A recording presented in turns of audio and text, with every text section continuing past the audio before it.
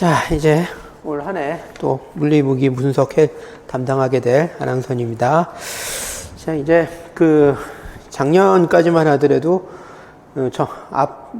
한 석 달 정도 물리화학하고 그 다음에 한 넉 달 정도 무기 분석하고 뭐 이런 식으로 진도를 나갔었어요. 근데 학생들이 물리무기 분석을 뭐 다 동시에 나가면 안 되겠냐 뭐 이런 의견들이 좀 있고 해가지고 일단 올해서부터는 물리무기 분석을 동시에 나가게 될 겁니다. 그래서 이제 금요일 날 오전에 물리, 뭐 오후에 무기, 그 다음에 일요일 날 또 오전이 돼 있죠. 일요일 날 오전에 분석, 뭐 이런 식으로 해서 비슷한 분량으로 해서 쭉쭉 나갈 거예요. 근데 물리화학이 조금 더 양이 많아요. 무기나 분석보다. 그래서 이제 파트 1, 파트 2로 나눴는데 파트 1도 그렇고 파트 2도 그렇고 무기 분석이 물리보다 조금 일찍 끝날 가능성이 높아요. 그 해당되는 분량에서. 그럼 이제 남는 부분은 물리화학만 해서 파트 1 부분을 같이 그런 식으로 끝내는 방법으로 하게 될 거예요.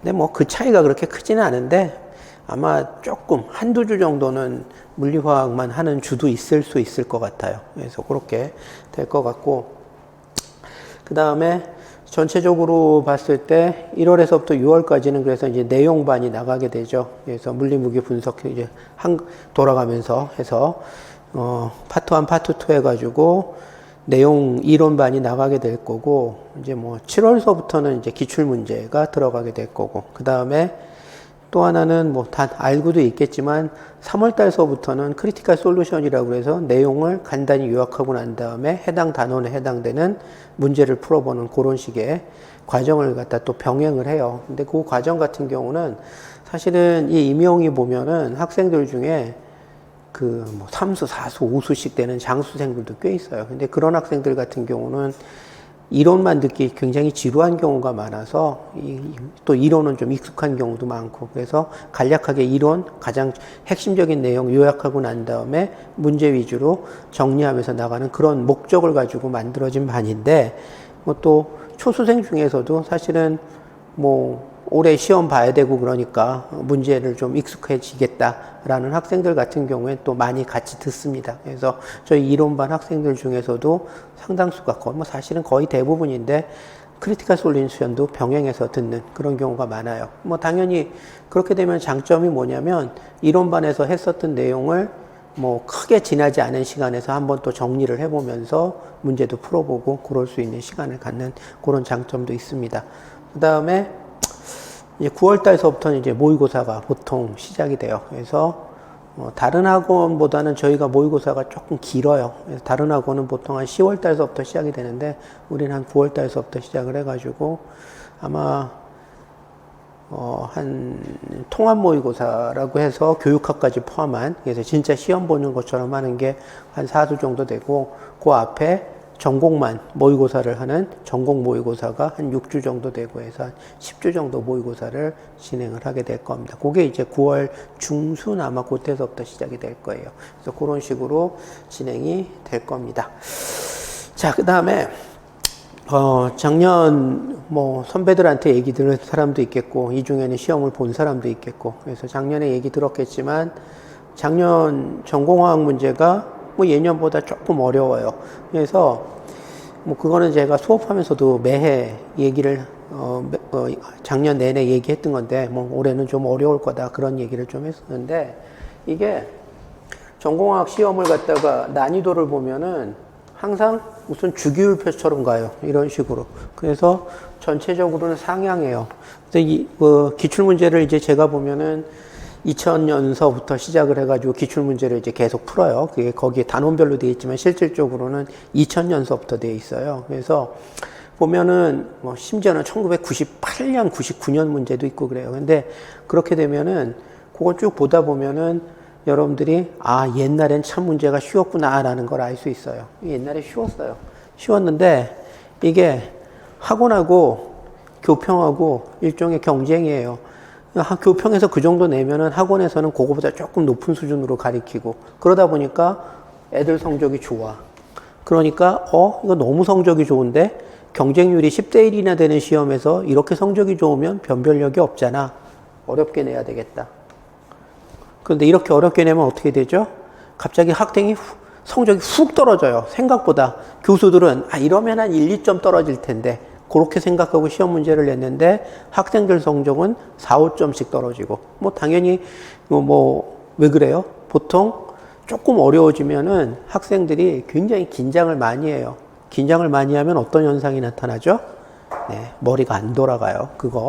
이거 이론적으로 다 입증된 겁니다. 긴장을 하면은 집중도가 떨어지고 그래서 상대적으로 머리가 좀 덜 돌아가고 창의력이 발휘가 안 되고 문제 해결 능력이 떨어지고 그러니까 실제 어려워진 정도보다 학생들 성적이 더 많이 떨어져요. 그러면 어떻게 돼요? 이거 꽈락 나겠다. 다음번엔 좀 쉽게 내야지. 성적 올라갔다 떨어지고 올라갔다 떨어지고 이걸 반복을 해요. 그러면서 학원에서 가르치는 수준이 계속 올라가니까 평균적으로는 계속 문제 수준이 올라가고 그래서 이런 식으로 가요. 작년이 이랬어요. 올해는 조금 쉬울 거예요.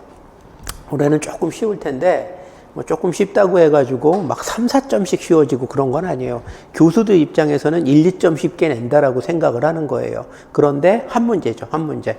3점짜리, 4점짜리 한 문제 정도 쉽게 낸다. 이 정도로 생각하고 시험 문제를 내는 건데 실제 학생들 성적 향상폭은 그거보다 커요. 왜냐하면 한 문제가 쉬워버리면 심리적으로 안정감이 생기기 때문에 없던 실력도 생기고 그래서 실제 학생들 성적 향상폭은 그거보다 좀 더 크고 그래서 이게 널뛰기가 되는 거지. 교수들이 생각했었던 것보다는 학생들 성적 진동폭이 커지고 그래서 난이도가 항상 이런 식으로 널뛰기가 되는 이런 상황이 돼요.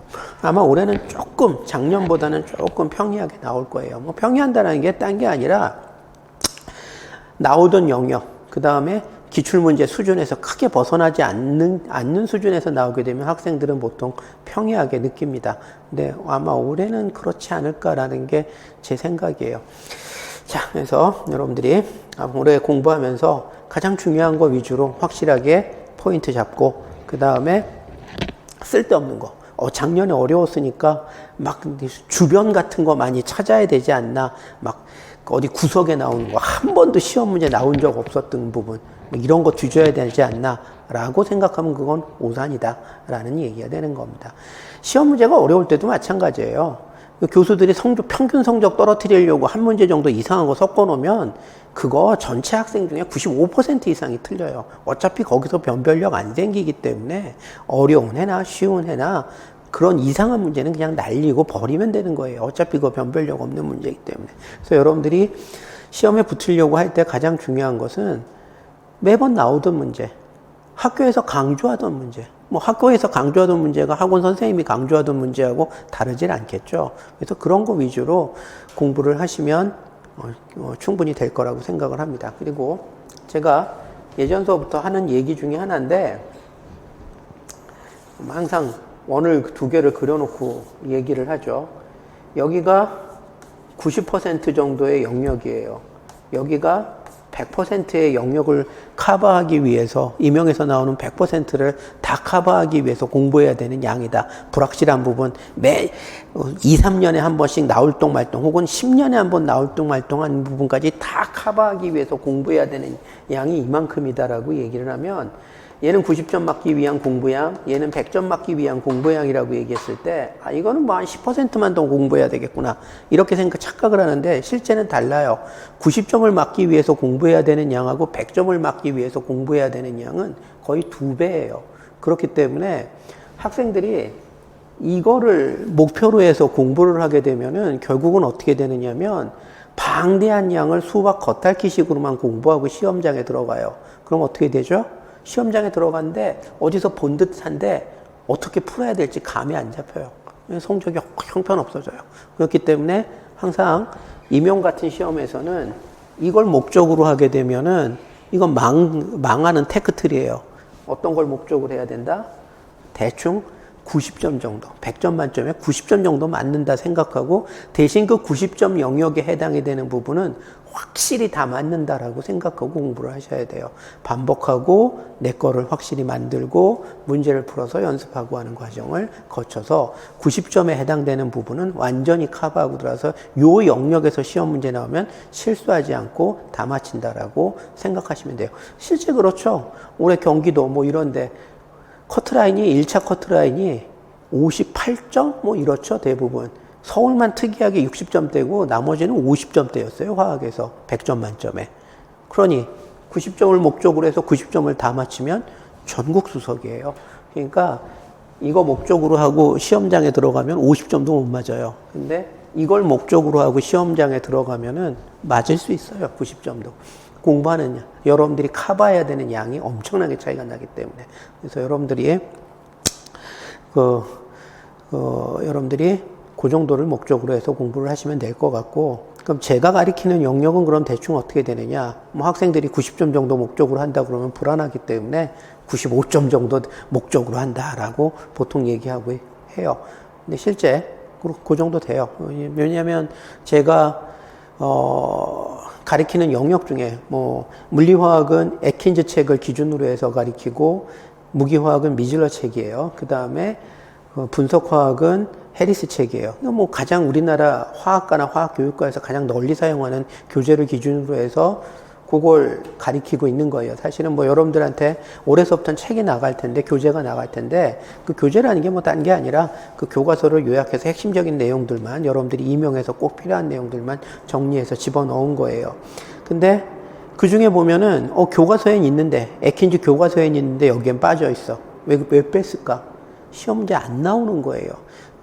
예전에는 뭐 제가 20년치 갖다 놓고 분석한 거 보여주고 그랬었는데, 거기 보면은 어떤 단원이나 어떤 내용은 20년 동안 한 문제도 안 나오는 단원이 있어요. 뭐 예를 들어서 반응속도론에서 그 분자 운동론에 관련된 부분이라든지 뭐 이런 부분들이죠. 시험 문제 안 나오는 파트야. 뭐 그 다음에 점성도라든지 뭐 비스코시티 뭐 이런 거죠. 이런 거 시험 문제 안 나와요. 시험 문제 안 나오는, 20년 동안 시험 문제 안 나왔는데 올해 나올까? 그럴 확률이 있을 수 있죠. 근데 그 확률은 20분의 1, 5%밖에 안 돼요. 그러니까 당연히 그런 데는 제끼고 공부하는 게 맞다라는 얘기야. 100%를 목적으로 한다면 뭐 그런 데도 공부를 해야 될 수가 있겠죠. 그렇지만 사실 그런 데까지 파고들어서 남들 공부하지 않는 데까지 파고든다라는 게 무슨 의미가 있겠어요. 근데 제 생각에는 20년 동안 안 나왔기 때문에 올해도 안 나오고, 그거는 실질적으로 교수들 마음속에서 시험 범위 바깥에 있는 단원이다라고 생각을 하셔야 돼요. 그래서 그런 것들은 당연히 없습니다. 가르칠 필요도 없고 시간도 아깝고, 그리고 그런 거 공부하라고 여러분들한테 요구를 하면은 여러분들이 아까운 시간을 뺏으면서 잘못된 길로 인도를 하는 거죠. 학원 강사 선생님이 그럴 수는 없어요. 시험을 목적으로 하는 학생들한테. 그래서 여러분들은 아마 책이 나오면 생각보다 얇을 거예요. 근데 거기에 나온 것만, 물론 당연히 그것만 가리키진 않죠. 이제 그걸 기준으로 해서 제가 뭐 필기하거나 그런 것들이 있으니까 그런 거 첨가해서 제가 가리키는 것만 공부하면은 최소 90에서 95점까지는 맞을 수 있으니까. 네, 근데 그것도 만만치 않죠, 양이. 그래서 시험 보면은 살짝 그렇게까지는 못 나오는데, 어쨌든 내용적으로 봤을 때는 거의 모든 걸 커버하고 있다. 임용에서 나오는 모든 내용을 커버하고 있다라고 생각하고 여러분들이 따라오시면 되고, 그거 이상 폭을 스스로 막 넓혀가서, 특히 여러분들 중에 보면은 이 첫 시간이니까 조금 잔소리 좀 할 건데, 스터디 같은 데 나가시면 이제 보통 스터디를 주도하시는 선생님들이, 많이 장수하신 선생님들이 주도하시는 경우도 꽤 많아요. 근데 이제 그분들 특색이 뭐냐면, 쓸데없는 걸 많이 하나요. 그러니까 전혀 시험 문제 안 나올 것 같은 거. 근데 이제 그런 거를 갖다 막, 너 이런 걸 해봤어? 이런 거 공부했어? 이런 거 알아? 이런 거 모르면 떨어질 것처럼 막 얘기를 하는 경우도 있는데, 전혀 안 그렇습니다. 그래서 그런 데 휘둘리지 마시고, 제가 가르치는 거 정도만, 그것도 양이 많으니까 그 정도만 커버하시면은 물리무기 분석에서 이거는 생전 처음 보는 건데 이런 건 없을 거다라는 거 믿고 공부하시면 될 것 같아요. 자, 그러면 이제 물리화학서부터 시작을 해서 진도를 좀 나가보도록 합시다. 물리화학의 제일 첫 번째는 항상 기체로 시작이 되죠. 왜 기체로 시작이 될까? 물리화학에서 가장 많이 다루는 물리적인 상태가 기체예요. 근데 이제 물리화학 하다 보면 나오겠지만, 고체나 액체를 다루는 경우는 몇 단원에 불과하고 대부분의 단원은 기체를 갖다가 기준으로 해서 다룬다라는 얘기예요. 왜 그럴까? 기체는 대부분의 경우에 분자간 상호작용력을 무시해도 매우 실제 값에 가까운 근사값을 구할 수 있는 것이 기체예요. 근데 그 분자간 상호작용력을 무시한다 혹은 없는 것으로 근사한다라고 얘기를 하는 것이 얼마나 수학적인 이점을 제공을 하느냐, 어마무지한 수학적 이점을 제공을 하게 되는 거예요. 그래서 수학적으로 봤을 때 액체나 고체에 비해서 기체는 다루기 쉬운 정도가 뭐 100분의 1, 뭐 10,000분의 1, 1000분의 1 이 정도가 될 정도로 엄청나게 쉬워요. 실질적으로 수학적으로. 액체나 고체는 특히 고체는 그나마 입자들의 위치가 고정되어 있는데 액체는 입자들이 계속 움직이기 때문에 입자의 위치가 지속적으로 변하면서 분자 간 상호작용력까지 고려를 해야 되기 때문에 사실 물리화학 영역에서 아직도 미지의 영역에 속하고 아직도 많은 연구가 이루어지는 게 실제 대학교에서 액체 영역이에요. 그만큼 다루기가 까다롭다는 얘기죠. 그래서 실질적으로 학부 수준에서 얘기를 할 때 액체를 다루기 굉장히 어려워요. 특히 이론적으로 다루기 굉장히 어려워요. 고체는 그나마 입자들의 위치가 고정이 되어 있기 때문에 분자 간 상호작용력이나 입자 간 상호작용력을 다루기가 쉬워요. 입자들이 위치가 고정이 되어 있기 때문에. 그래서 학부에서는 기체, 거기서 조금 더 나가봤자 고체 정도 다루고 아예 순수 액체 뭐 이런 쪽은 잘 다루질 않습니다. 그 중에서도 당연히 이제 고등학교 막 졸업하고 대학 들어온 학생들한테 다루기가 제일 좋은 건 분자 간 상호작용력이 거의 없다시피 한 기체가 제일 좋겠죠. 그래서 물리화학에서도 기체를 중심으로 해서 모든 얘기가 진행이 돼요. 거의 대부분. 그래서 첫 단원은 기체란 과연 어떠한 특성을 갖고 있는 거냐에 대해서 설명을 해줘야 돼요. 그럼 임용에서는 여기서 뭐가 나올 수가 있느냐라고 얘기했을 때 사실 기체만 독립적으로 해서 시험 문제가 나오긴 좀 어려워요. 너무 쉬워지니까. 근데 보통의 경우는 기체를 우리가 여기서 보면은 뭐 이상기체도 배우고 판데어발스 기체도 나오고 하는데 그런 기체들의 특성을 연력학적인 공식과 조합을 해서 시험 문제를 내는 경우가 왕왕 있습니다. 특히 기출문제를 보다 보면은 판데어발스 기체 같은 경우는 연력학 공식하고 연결을 해가지고 굉장히 많은 시험 문제가 나오고 있어요. 그래서 기체는 요거 독립적으로 하나의 문제가 되기보다는 요 기체에서 배운 내용과 뒤에서 배우는 연력학 내용이 접합이 돼가지고 복합적인 문제의 형태로 나오는 단원이다라고 여러분들이 생각하시면서 일단 1장에서는 기체의 여러 가지 특성에 대해서 공부를 해보도록 합시다. 자, 여기에 보면은 기체의 물리적인 상태다라고 얘기하는 것이 있어요. 자, 기체라고 얘기하는 것은 입자들이 모여있는 집단이에요. 근데 그 집단의 성격을 갖다가 남들한테 묘사를 갖다가 하고 싶어. 그때 어떠한 성질들을 묘사를 하면은 집단에 대한 묘사가 될까라고 하는 부분. 그 부분에 대한 거예요. 기체라고 얘기하는 물질의 집단이 있을 때 이러한 성질들을 얘기를 해준다면, 남에게 서술을 해준다면 이것이 그 기체의 집단에 대한 충분한 설명이 될 수 있다라는 얘기가 되는 겁니다. 그때 주로 묘사되는 물리적인 특성, 기체라고 얘기하는 집단의 물리적인 특성을 갖다가 얘기를 할 때 질량 혹은 아니면은 요 녀석 같은 경우에 있어서는 질량을 쓰기도 하지만 화학과 같은 경우는 몰수라고 얘기하는 개념을 많이 사용을 하죠. 그래서 질량과 몰수는 기체를 구성하고 있는 입자들의 입자들이 몇 개나 모여있는 집단이냐, 그런 걸 갖다가 묘사를 하고자 할 때 많이 사용하는 물리량입니다. 그래서 기체라고 얘기하는 집단을 구성하고 있는 입자들의 숫자와 직접적인 상관관계를 갖고 있는 것이 기체의 질량 혹은 기체의 몰수다라는 얘기가 되는 거고, 그 다음에 그 질량이라고 우리가 모든 측정량에는 단위라는 것을 가져요. 근데 단위라고 얘기하는 것은 지역에 따라서 다르고 시대에 따라서 달라요. 뭐 지역에 따라 다르다라고 얘기를 하는 것은 뭐 영국이나 미국 같은 경우는 아직도 파운드라고 얘기하는 단위를 파운드, 온스 이런 단위를 아직도 쓰고 있죠. 그거 왜 쓰고 있는지 모르겠는데 여지껏 쓰고 있고, 그 다음에 우리나라 같은 경우 동양 지역 같은 경우는 뭐 근대화되기 이전만 하더라도 몇 근, 뭐, 요런 거, 근 단위로 달아서 쓰기도 했었죠. 그래서 이게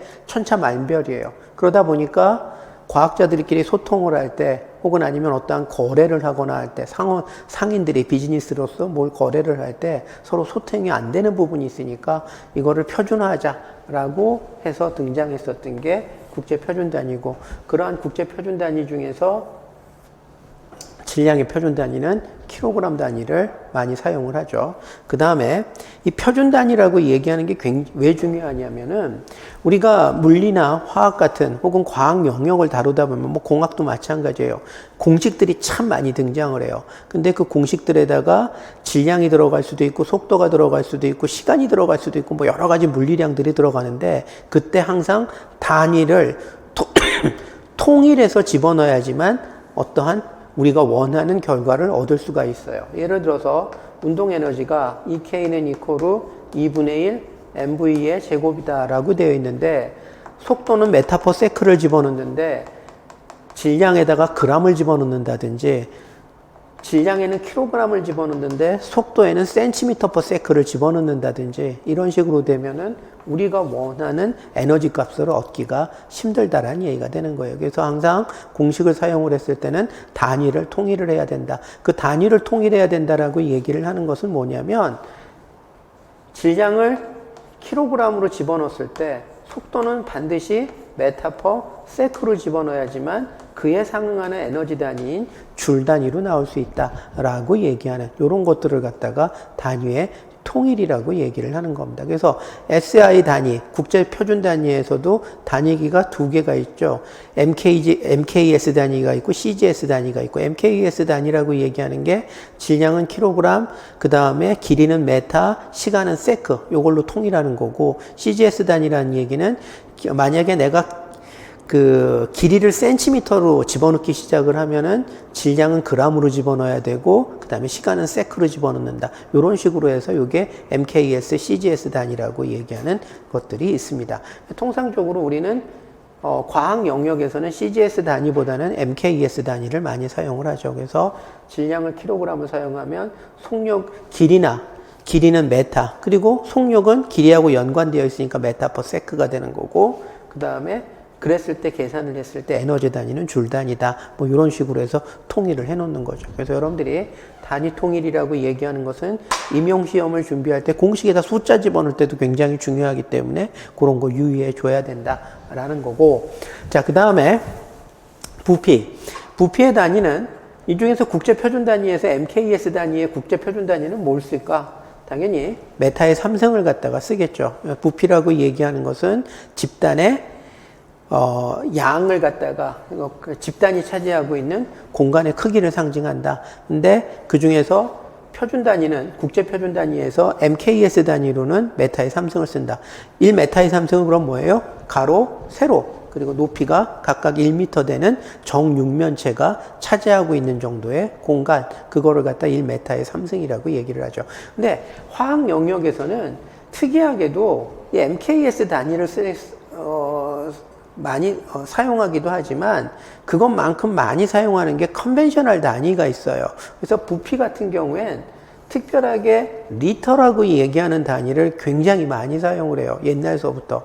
이게 국제 표준 단위로 고쳐져서 사용이 돼야 되는데 아직도 우리나라 교과서, 미국 교과서, 일본 교과서, 유럽 교과서 다 화학 쪽에서는 부피의 단위로 메타의 3승보다는 리터를 쓰는 경우들이 굉장히 많아요. 그래서 여러분들이 국제 표준 단위인 메타의 3승하고 리터 사이의 상호관계를 기억을 하고 있어야 돼요. 왜냐하면 여러분들이 임용에서도 시험 보면서 두 개의 단위가 왔다리 갔다리 하면서 사용이 돼요. 뭐 여러분들 학교 다니면서 배웠었던 것 중에 기체상수가 뭐 있어요? 0.082 ATM 리터 몰 K 라고 얘기하는 게 있죠. 그건 뭐예요? ATM과 리터를 사용하고 있죠. 단위에다가. 그런데 동시에 몰도 배요. 8.314 줄 포 K몰. 거기서 8.314 줄 포 K몰은 뭐예요? SI 단위의 MKS 단위계를 사용한 표준 단위계예요. 그래서 이게 왔다리 갔다리 하면서 사용을 하기 때문에 여러분들이 이 둘 사이의 상호관계를 잘 기억을 하셔야 됩니다. 임용시험에서도 왔다리 갔다리 하면서 사용이 돼요. 부피는 연력학 문제인데 부피가 1리터에서 2리터로 팽창하고 압력은 1기압이다. 이때 사용된 얘가 팽창을 할 때 해준 일의 양이 몇 줄이냐. 뭐 이따구로 충분히 물어볼 수 있다라는 얘기예요. 주어진 데이터는 리터나 ATM 단위로 주고 난 다음에 계산은 줄 단위로 하고 이런 걸 요구할 때도 있기 때문에 여러분들이 이거를 항상 컨벤셔널 단위계하고 화학에서 흔히 사용하는 컨벤셔널 단위계하고 그 다음에 MKS 단위 사이의 관계를 항상 여러분들이 기억을 해야 되는데 이런 관계를 갖는다라는 얘기가 되는 겁니다. 자, 그 다음에 압력은 조금 할 얘기가 많죠. 압력은 단위 면적당 받는 심의 세기다. 뭐 이런 식으로 얘기를 해요. 그래서 뭐 누르는 심이죠. 근데 누르는 심을 갖다가 어떤 식으로 표현하느냐? 1제곱미터당 받는 심의 세기 이런 식으로 표현을 갖다가 합니다. 자, 심이라고 얘기하는 것의 심의 표준 단위는 이게 뉴턴이에요. 그 다음에 뒤에 나오는 얘기인데 심이라고 얘기하는 것은 F는 이코로 ma 고등학교 때부터 여러분들이 알고 있던 거고 뭐 화학과 학생들 상식적으로 알고 있는 내용이죠. F는 이코로 ma가 심의 공식이고 뉴턴이 얘기했었던 그러면 이 녀석 같은 경우에 1kg짜리의 물질을 1m/s의 제곱으로 가속시켜 줄 수 있을 정도의 값을 우리가 뭐라고 얘기하느냐면 1kg/m의 제곱이라고 얘기를 하고 이거를 1뉴턴이라고 얘기를 해요. 그래서 심의 국제 표준 단위는 뉴턴이고 1뉴턴은 kg/m의 제곱이고 이걸 해석을 하면 정지되어 있는 1kg짜리의 질량에다가 1m/s 제곱의 가속도를 1m/s의 제곱이란 가속도는 뭐죠? 초당 1m/s씩 속력이 증가하는 거죠. 그 정도의 가속도를 만들어 줄 수 있는 원인이 되는 물리량 그것을 우리가 뭐라고 얘기하느냐? 심이다라고 얘기를 한다. 그런데 압력은 뭐죠? 어떤 물체가 단위 면적당 받는 심의 세기예요. 즉 1제곱미터당 가해진 심의 세기를 우리가 압력이다라고 얘기를 한다. 그래서 압력의 국제 표준 단위 같은 경우에는 어떻게 되느냐면 심의 표준 단위가 뉴턴이죠. 그거를 면적으로 나눠져요. 그래서 뉴턴 퍼 메타의 제곱. 그래서 1제곱미터당 1뉴턴만큼의 흉을 받고 있으면은 그것을 1뉴턴 퍼 메타의 제곱이라고 얘기를 하고 널리 사용되는 단위니까 여기에도 하나의 이름을 붙여줘야 되죠. 그래서 그거를 파스칼이라고 얘기를 해요. 그래서 여기에 나와 있는 파스칼이라고 얘기하는 단위는 이게 이제 국제 표준 단위인데 1제곱미터당 1뉴턴 정도의 힘을 받고 있는 정도의 압력을 우리가 1파스칼이라고 얘기를 한다. 근데 화학 영역에서는 특히 압력 같은 경우는 굉장히 많은 종류의 단위계가 사용이 돼요. 가장 익숙한 단위계가 뭐예요? 기압이죠. ATM이라고 atmospheric sphere 해가지고 프레셔 해가지고 atmospheric pressure 해가지고 ATM이라고 약자를 쓰고 있는 혹은 우리나라 말로는 기압이라고 얘기하는 것이 있는데 그 기압이 있고 그 다음에 또 미리미리 HG라고 얘기하는 단위를 사용할 수도 있죠. 그 다음에 토르라고 얘기하는 토리첼리에서 나온 토르라고 얘기하는 단위를 사용하기도 하고 그 다음에 국제 표준 단위도 있고 그래서 굉장히 많은 단위계가 많이 사용이 됩니다. 미국 애들은 이거 말고도 다른 단위계도 써요.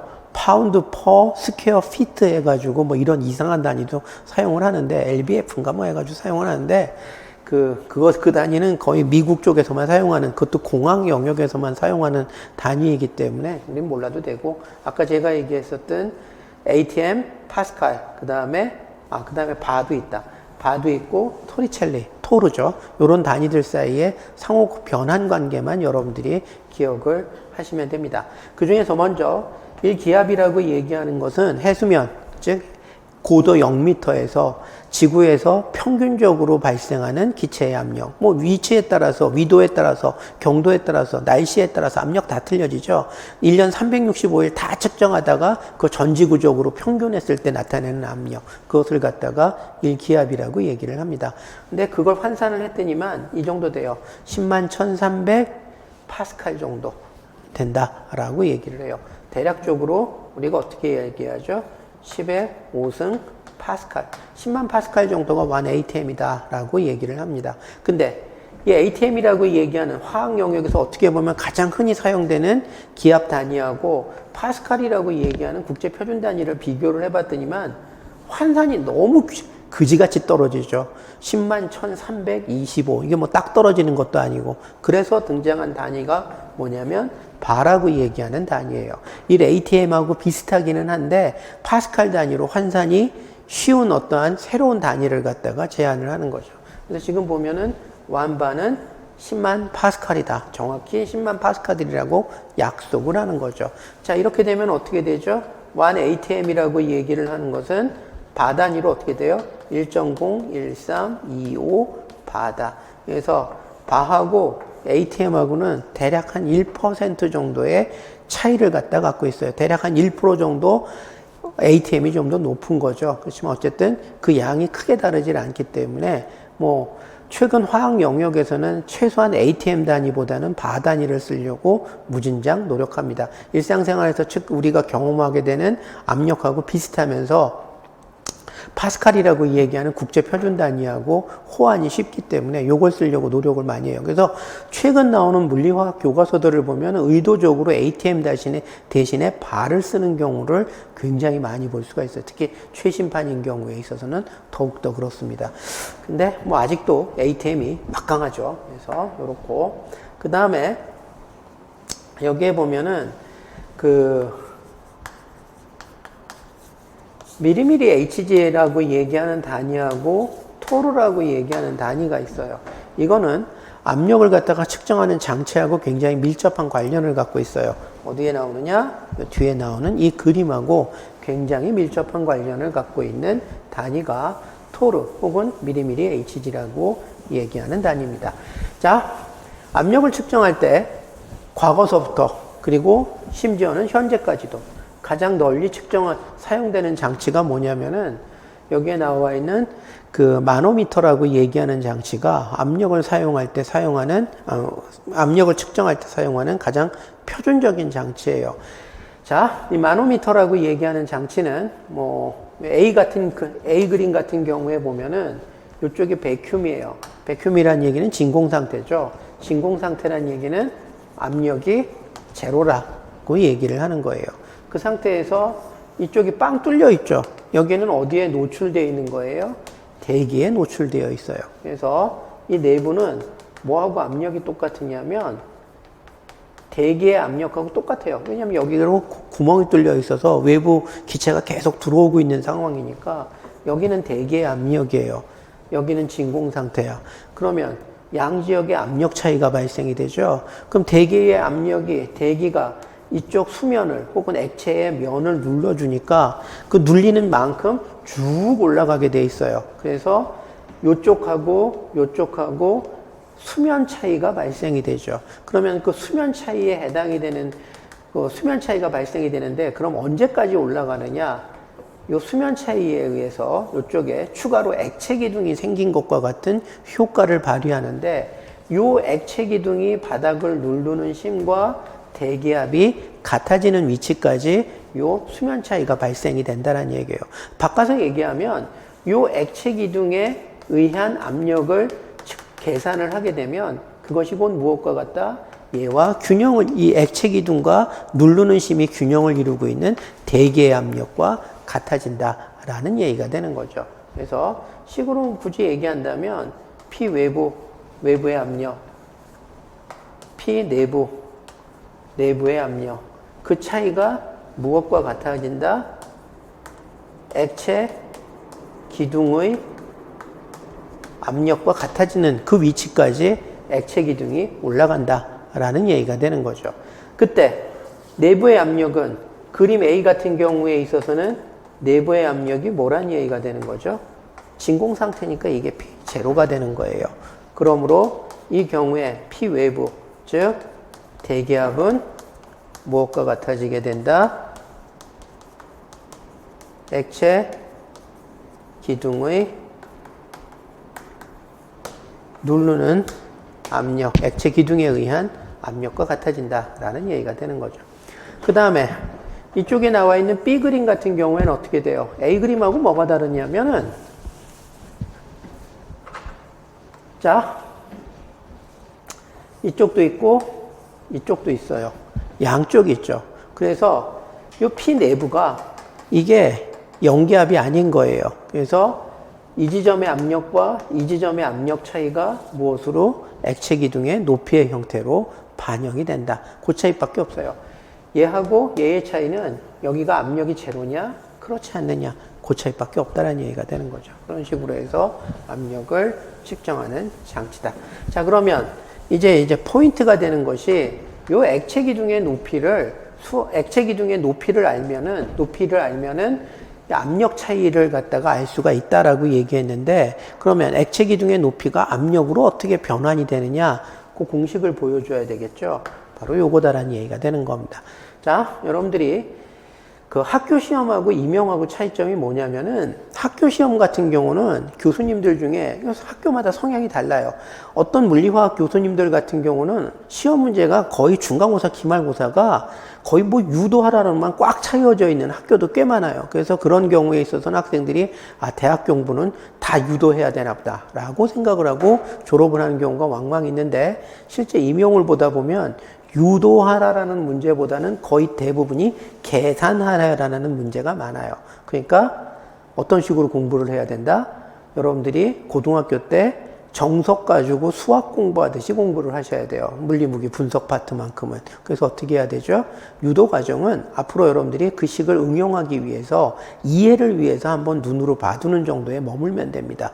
진짜 중요한 것은 최종적인 결과인 공식을 암기하고, 그 공식에 어떤 숫자를 어떻게 대입해야 되고, 이걸 어디에서 써먹어야 되는 거고, 이 공식이 의미하는 뜻은 뭐냐, 따라서 어떠한 문제가 나왔을 때 이 공식을 어떻게 적용해야 되겠느냐, 여기에 익숙해져야 된다라는 얘기예요.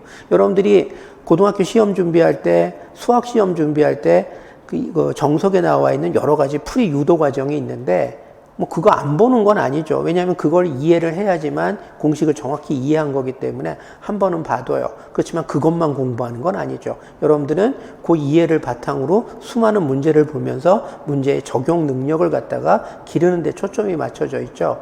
화학 공부도 마찬가지예요. 물리화학, 무기화학, 분석화학을 보다 보면은 무슨 공식 유도들이 굉장히 많은데, 공식의 유도 과정은 여러분들이 그 의미를 정확히 이해하고 제대로 활용하고, 그 다음에 문제를 봤을 때 출제자의 의도가 무엇인지 정확히 파악하기 위해서, 그래서 필요한 것 뿐이에요. 실제 중요한 것은, 그 단계를 넘어서 문제를 풀 때 중요한 것은 최종적인 결과입니다. 그래서 여러분들은 공부를 할 때 이런 공식 위주로 공식을 공부할 때 최종적인 결과 위주로 공부하시면 돼요. 그 다음에 이것도 제가 물리화학 하면서 꼭 얘기하는 건데, 물리화학에 보면은 공식들이 되게 많아. 그래서 여러분들이 뭘 외워야 되는지 모르는 경우도 굉장히 많아요.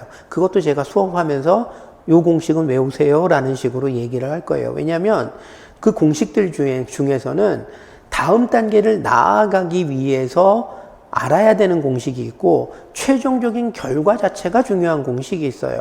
그런데 여러분들이 임용해서 중요한 것은 다음 단계를 이해하기 위해서 필요한 공식보다는 최종적인 결과가 중요한 공식이 중요해요. 그래서 그런 것들을 여러분들한테 얘기할 거예요. 여기 보면 쭉 유도 과정이 있지만 실질적으로 중요한 건 요거다라는 얘기가 되는 겁니다. 요걸 기억을 하시면 돼요. 자, 그러면 일단은 아까도 얘기했듯이 결과만 암기를, 뜻도 모르고 결과만 암기를 하면 문제에 적용이 안 돼요. 그렇기 때문에 한번 유도는 해주겠지만, 최종적으로 여러분들이 유도 과정을 이해하셨다면 그 다음에 여러분들이 머릿속에 넣어야 되는 것은 유도 과정을 암기하는 것이 아니라 최종적인 결과만 암기하시면 된다라는 얘기예요. 자, 아까 압력이라고 얘기하는 것은 단위 면적당 받는 힘이다라고 얘기했었죠. 여기에 액체 기둥이 있는데, 사실 이렇게 직선처럼 나와 있지만 이건 원기둥이죠. 원기둥에 요 접촉면을 갖다가 여기에 나와 있는 그 액체 기둥이 누르고 있어요.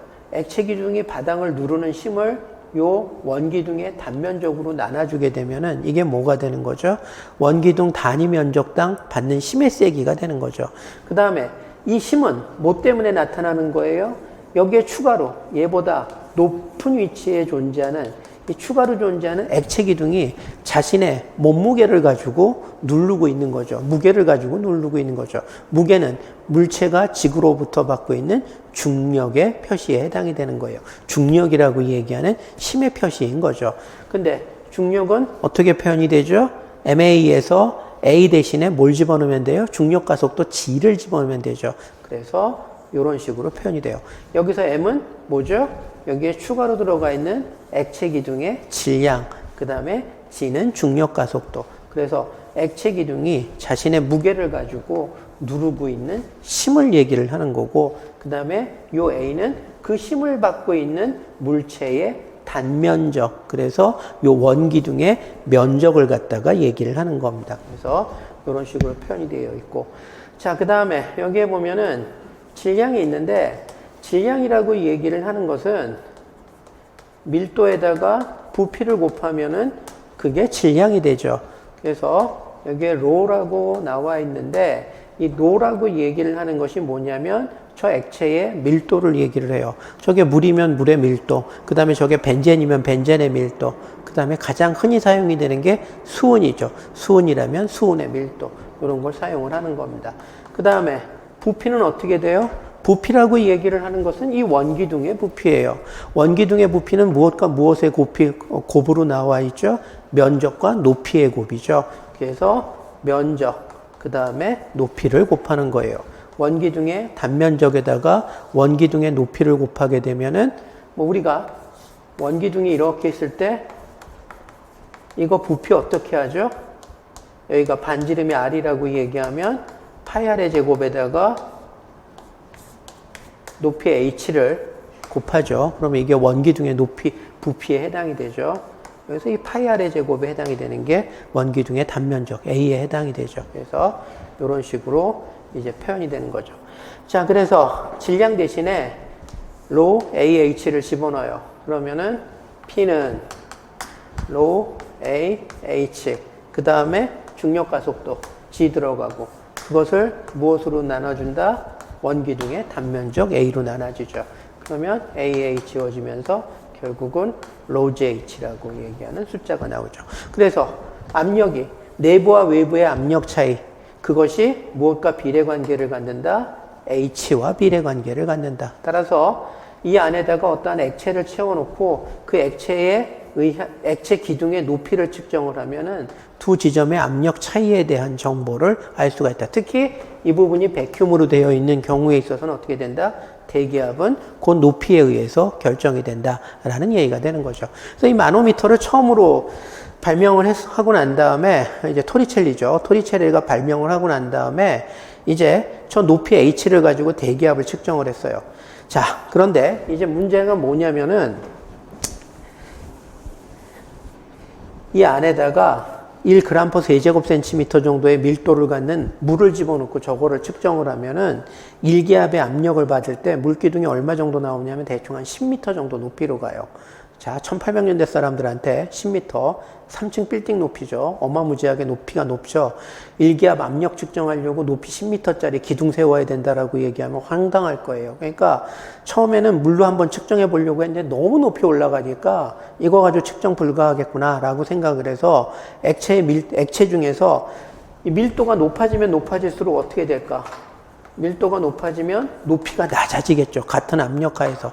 그래서 토리첼리가 고민하다가 이 세상에 있는 물질 중에서 액체 중에서 가장 밀도가 높은 게 뭘까? 당연히 수은이겠죠. 수은은 금속이니까. 그래서 처음으로 저거를 수은을 적용을 해봤어요. 그랬더니만 측정 가능한 높이 정도밖에 안 올라가더라라는 얘기예요. 그게 얼마냐? 대략 760mm, 센티미터는 76cm 정도죠. 뭐 76cm, 이 정도니까 충분히 우리가 컨트롤할 수 있는 범위가 되는 거죠. 그래서 우리가 미리미리 HG다라고 얘기하는 것은 요건 수은을 상징하고 요거는 수은 기둥의 높이가 몇 밀리미터가 올라갔느냐. 일기압일 때 대충 76cm 정도 올라간다라고 얘기했고 76cm가 760mm죠. 그래서 760mm의 수은 기둥에 해당되는 압력, 그것을 갖다가 대략 1atm이다라고 얘기를 하고, 마노미터라고 얘기하는 측정기 때문에 미리미리 hg라고 얘기하는 단위는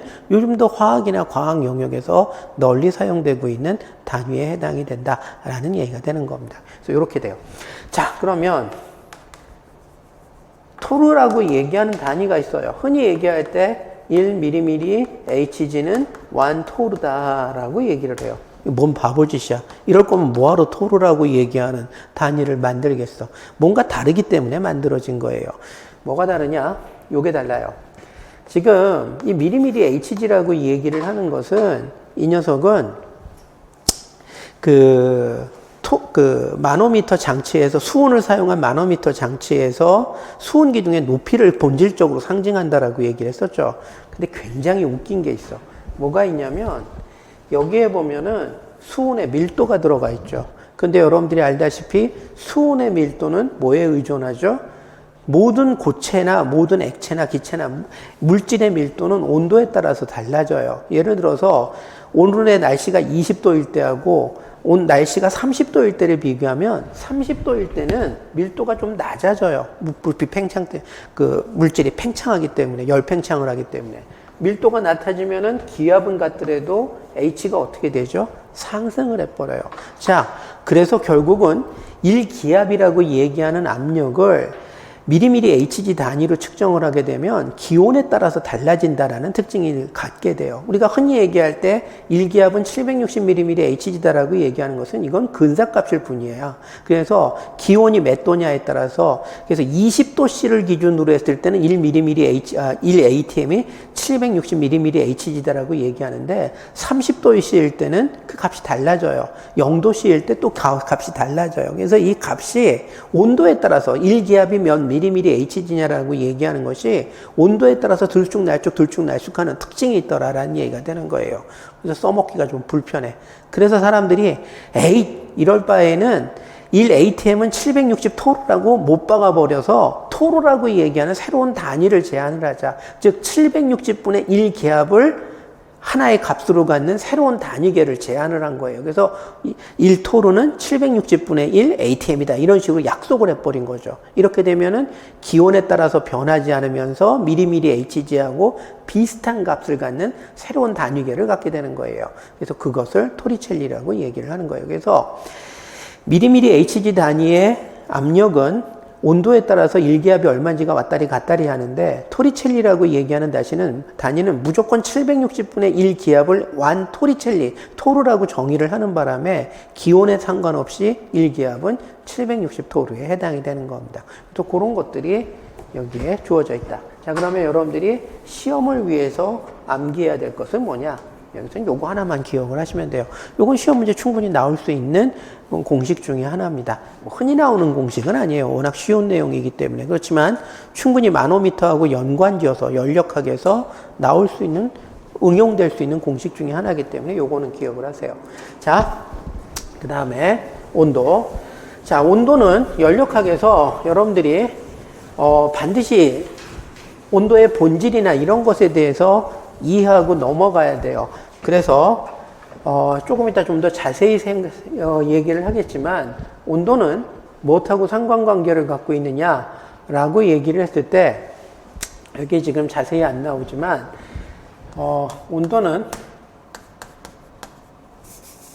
입자들의 물질이라고 얘기하면 그것을 구성하고 있는 입자의 단위가 몰수 근처죠. 몰수보다 잠깐 작거나 더 많거나 뭐 어쨌든.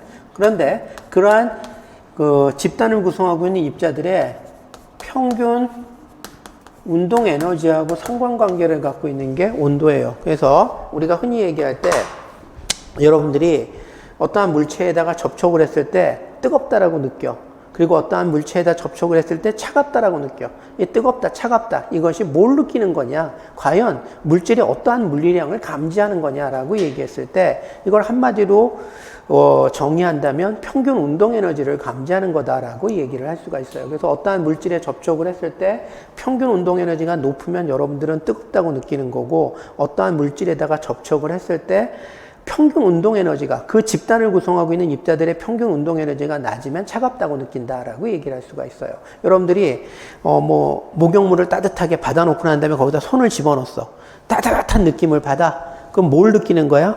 여러분들의 표면에 있는 감각세포들이 물을 구성하고 있는 입자들의 평균 운동 에너지를 감지하고 있는 거예요. 그 평균 운동 에너지가 높으면 따뜻하다고 느끼는 거고 평균 운동 에너지가 낮으면 차갑다고 느끼는 거다. 그래서 뜨겁다, 차갑다의 본질은 접촉하고 있는 물질, 그 집단의 평균 운동 에너지하고 상관관계를 갖는다라는 걸 얘기를 하는 거고 이 온도라고 얘기하는 것이 왜 중요하냐면 열의 흐름 방향에 대해서 결정을 줘요. 항상 열이라고 얘기를 하는 것은 이거는 이제 연력학에서 핵심적인 개념 중에 하나인데 방향성이 없는 상태에서 전달되는 운동 에너지를 열이라고 얘기를 해요. 나중에 배울 겁니다. 열역학, 지혜의 법칙, 제2 법칙 할 때. 근데 그 열은 항상 어떤 특징을 갖고 있냐면 온도가 높은 쪽에서 낮은 쪽으로 이동하는 특성을 가져요. 그 반대의 방향으로 가는 것은 불가능해요.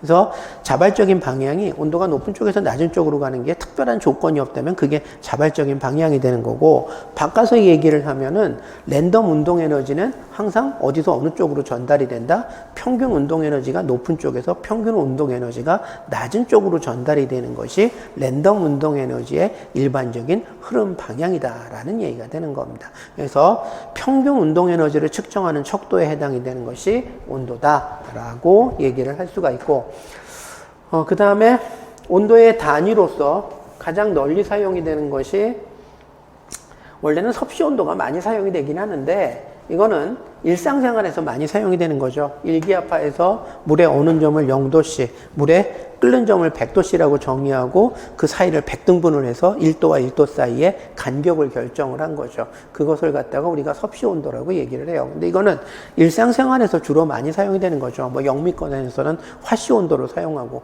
걔네들은 진짜 이상해. 근데 어쨌든 과학 영역에서 섭씨 온도는 거의 사용이 안 됩니다. 이거는. 그래서 과학 영역에서 모든 온도는 실질적으로 뭘로 통일이 되어 있느냐? 절대 온도로 통일이 되어 있다. 절대 온도는 1도와 1도씨의 간격은 섭씨 온도하고 똑같이 만들어놔요. 다만 뭘 차이를 만들어 놓느냐? 섭씨 온도 같은 경우는 물의 어는 점을 0도씨라고 잡았기 때문에 플러스 온도도 있고 마이너스 온도도 있어요. 근데 그게 아니라 절대 온도 같은 경우는 이상기체를, 이제 요번 단원의 이제 핵심 주제가 이상기체인데, 이쪽이 온도고 이쪽이 부피라고 얘기를 했을 때 이상기체의 부피는 온도의 정비례 관계를 가져요. 그래서 얘를 갖다가 수학적으로 유도를 해보면은 특정한 온도에 도달을 했을 때 부피가 제로가 돼버리게 됩니다. 이상기체라고 얘기하는 공상 속에 존재하는 모델 기체의 부피가 제로가 되는 온도, 이 온도보다 더 낮은 온도로 온도를 낮추는 것은 불가능한 게 아니라 아예 상상조차 안 된다라는 얘기예요. 그래서 인간이 생각할 수 있는, 머리로서 공상이나마 할 수 있는 가장 낮은 온도가 뭐냐? 바로 이상기체의 부피가 제로가 되는 온도다. 그 제로가 얼마냐면은 섭씨 온도로 마이너스 273.15도씨예요. 이것을 갖다가 제로 칼빈이라고 정의를 갖게 하게 되는 거죠. 그래서 1도와 1도씨의 간격은 섭씨 1도, 1도의 간격하고 동일하나 0도의 기준을 일기압화에서 물이 어는 기준이 아니라, 어는 점이 아니라 이상기체의 부피가 제로가 되는 온도, 그것을 0도의 기준으로 삼은 새로운 단위계, 그것을 갖다가 절대 온도라고 얘기를 합니다. 그럼 그 얘기를 바꿔서 얘기하면은 마이너스 273.15를 0K로 잡았으니까 0도씨는 뭐가 된다는 얘기지? 플러스 273.15K에 해당이 된다는 얘기가 되는 거죠. 그걸 보정을 한 게 이거다. 섭씨 온도에다가 273.15를 더하게 되면 그것이 곧 뭐에 해당이 된다? 절대 온도에 해당이 된다라는 얘기가 되는 거예요.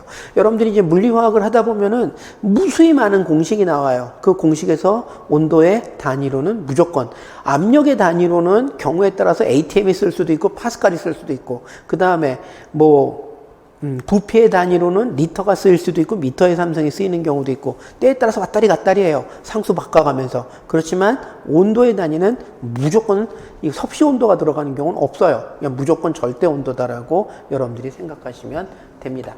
자, 온도의 단위까지 했고, 자, 지금 제가 아까 온도의 본질은 평균 운동 에너지다라고 얘기를 했어요. 그러면 평균 운동 에너지와 온도 사이의 관계가 뭐냐라고 얘기를 했을 때 뭔가 식을 제가 조금 잔뜩 유도하면서 설명을 해야 돼요. 근데 이미 강의 시작한 지 1시간이고 1시간 지났고, 여러분들이 첫날 수업부터 너무 달리고 쉬는 시간 없이 그냥 가면은 여러분들이 지쳐서 안 돼요. 그래서 잠깐 쉬었다가 이어서 아까 다시 돌아가서 평균 운동 에너지가 온도하고 상관이 있다라고 얘기하는 이 부분에 대한 보충 설명을 조금 하게 될 겁니다. 잠깐 쉽시다. 10분 있다가 올게요.